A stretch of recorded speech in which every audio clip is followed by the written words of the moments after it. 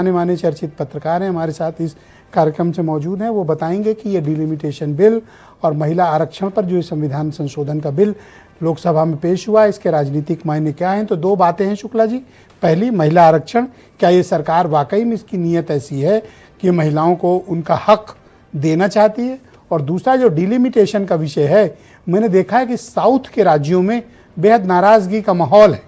हालांकि उत्तर तक हम लोगों तक उनकी खबरें ज़्यादा आ नहीं पाती हैं, लेकिन आज मैंने तमिलनाडु में जो प्रदर्शन देखा, जो नाराज़गी देखी है, जो लोकसभा में डीएमके के सांसदों का स्पीच सुनी, काले कपड़े उनके देखे, ऐसा प्रतीत होता है कि डिलिमिटेशन की प्रक्रिया प्रॉपर कंसल्टेशन के बाद होनी चाहिए, वरना यह राज्यों में थोड़ा सा परेशानी पैदा करेगा।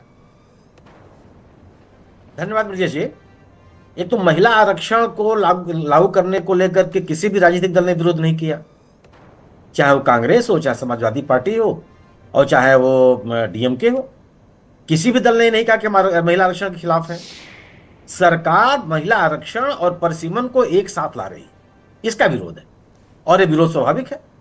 आपने अपने जितने स्क्रॉल चलाए उसमें आपने उत्तरी राज्यों, दक्षिण के राज्यों का उल्लेख किया कि तमिलनाडु में इतनी सीटें बढ़ जाएंगी, तेलंगाना में इतनी बढ़ जाएंगी, कर्नाटक में इतनी बढ़ जाएंगी। दो राज्यों का आपने फिगर दिया, जिसमें तमिलनाडु का फिगर आपने दिया कि 39 सीटों से 59 सीटें हो जाएंगी जी। और उत्तर प्रदेश में आपने कहा कि 80 से 125 हो जाएंगे। आज तमिलनाडु और उत्तर प्रदेश के बीच में कितने सीटों का अंतर है? 20। कल क्या हो जाएगा? 60। सम्मानित गृह मंत्री ने केवल उन्हीं दक्षिण राज्यों की बात की और वो प्रतिशत कितना बढ़ा रहे थे? 3.36 से 3.47 हो जाएगा।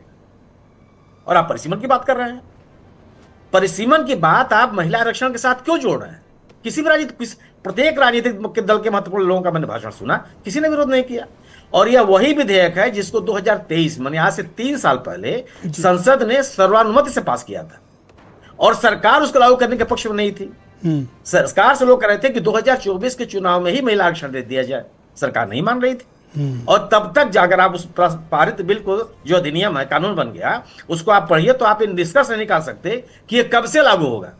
उस समय 30 महीने पहले सरकार यही बताने की स्थिति में नहीं थी।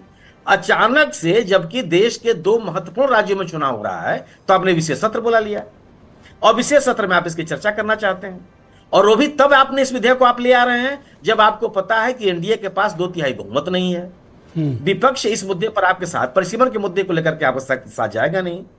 अगर महिला आरक्षण को आज सरकार लागू कहे कि नहीं कोई विषय नहीं है, और आज आप प्रधानमंत्री का भाषण भी सुन लीजिए, उन्होंने परिसीमन का नाम तक नहीं लिया अपने भाषण में। केवल महिला आरक्षण, केवल महिला आरक्षण, विरोध करेंगे आप तो महिलाएं आपके खिलाफ होंगी, इसका राजनीतिक लाभ मुझको मिलेगा, आपको भले न मिले।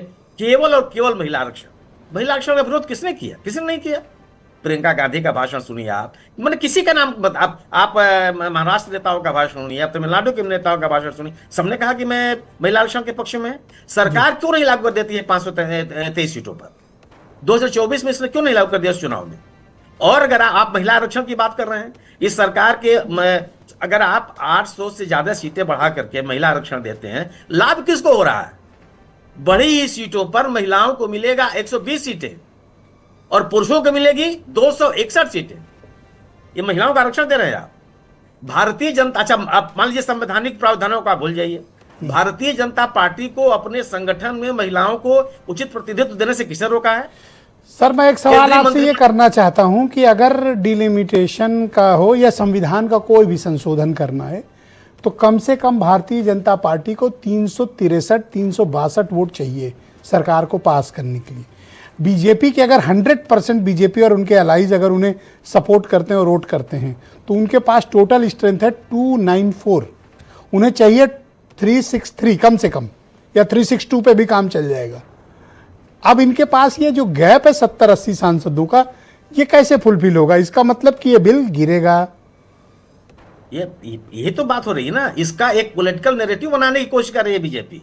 मैंने आपसे क्या कहा कि प्रधानमंत्री का पूरा भाषण आप लोग सामने सुन लीजिए। अगर उन्होंने कहीं परिसीमन का नाम लिया हो, उन्होंने कभी जनसंख्या की जनगणना की बात की हो, केवल और केवल महिलाओं के आरक्षण को लेकर के उन्होंने बात कही। और उन्होंने ये कहा कि अगर आप इस बिल का विरोध कर, किसने भी बिल का विरोध, तो ये बिल लाए क्यों है? अच्छा, ये दोनों लेके क्यों आए? सिर्फ चर्चा के लिए, पॉलिटिकल नैरेटिव बनाने के लिए। ओके। कि अगर आप इस बिल को पास नहीं होने देंगे तो आपसे कहा, आप पश्चिम बंगाल में जाकर टीएमसी को आरोपी बनाएंगे और तमिलनाडु में जाकर के आप डीएमके को आरोपी बनाएंगे कि वो लोग हैं जो महिला आरक्षण के विरोधी हैं। लेकिन सवाल इस बात का है कि विपक्ष तो कह रहा है कि हम तो 2023 में ही कह रहे थे कि लागू कर दीजिए, 523 सीटों पर ही इसको लागू कर दीजिए। आरक्षण का विरोध किसने किया? सरकार ने तो किया। आप नियत पर सवाल उठा रहे हो सर? नहीं, मैं नियत पर सवाल इसलिए उठा रहा हूं कि आप भाषण सुन लीजिए ना।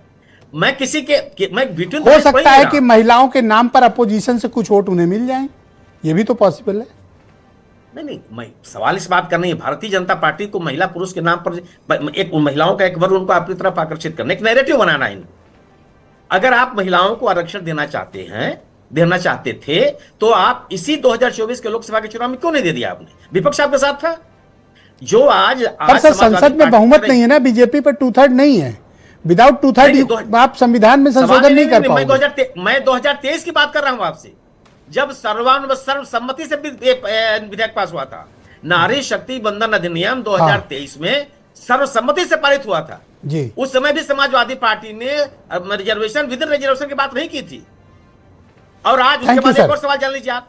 नहीं, ये एक सवाल और जैसे मैं उल्लेख कर दूं आपको, इस महिलाओं के आरक्षण, यह बीजेपी कितना महिलाओं का आरक्षण चाहती है? इस विधेयक में 15 वर्षों के लिए भी आरक्षण है, उसके बाद इसकी समीक्षा की जाएगी। जी बहुत शुक्रिया सर, कृपया हमारे साथ बने रहिएगा। वीरेंद्र सिंह जी हमारे नेशनल हेड इस कार्यक्रम में